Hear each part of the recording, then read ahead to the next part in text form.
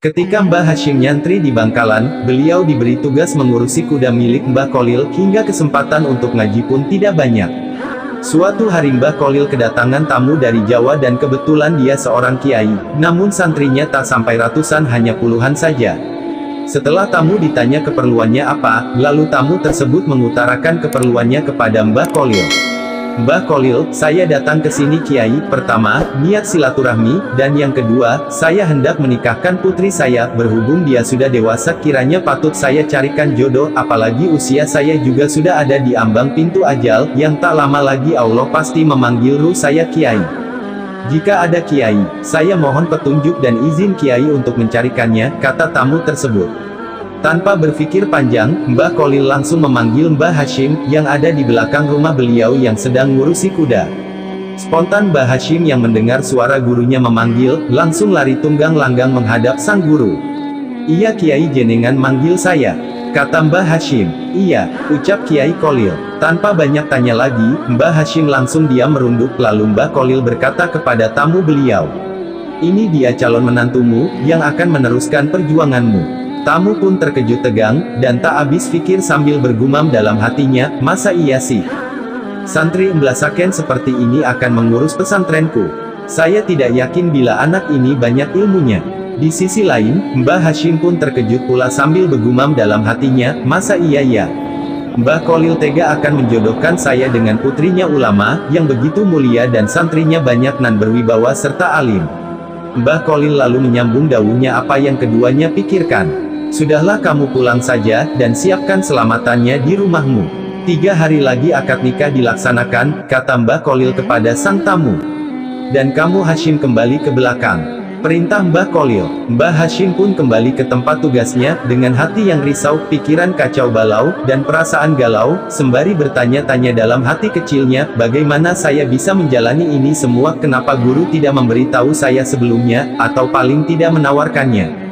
Batin Mbah Hashim, gundah gulana, bimbang, ragu dan bingung, terus berkecamuk dalam pikiran Mbah Hashim. Di saat-saat seperti itulah, hidayah Allah ditampakkan. Mbah Hashim teringat di mana suatu hari, saat Mbah Kholil mengajar kitab beliau dawuh sederhana saja, barang siapa di antara kalian yang ingin tercapai hajatnya, maka bacalah sholawat nariyah sebanyak-banyaknya, dan pada waktu ijabah sangat dianjurkan yaitu setelah separuh malam hingga menjelang subuh.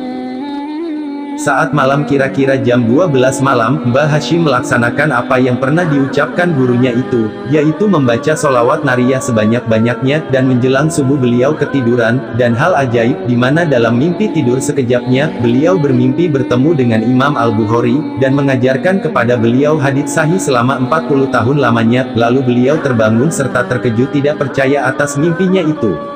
Di malam yang kedua terjadi lagi, dalam mimpinya beliau bertemu Imam Asy-Syafi'i, dan mengajarkan kepada beliau kitab-kitab fikih, dari berbagai mazhab yaitu Imam Asy-Syafi'i sendiri, Hanafi, Maliki dan Hanbali, selama 40 tahun lamanya.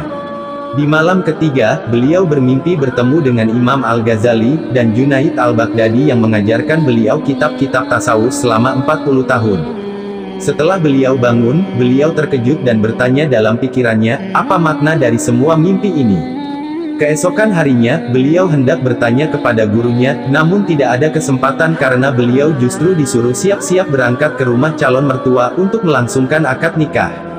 Lalu keduanya pun berangkat, hingga di tempat tujuan langsung dilakukan akad nikah. Selesai itu Mbah Kholil akan pulang ke Bangkalan. Sepatah kata pun tak ada yang keluar terucap dari Mbah Kholil, mulai dari Bangkalan hingga sampai di tempat akad pernikahan.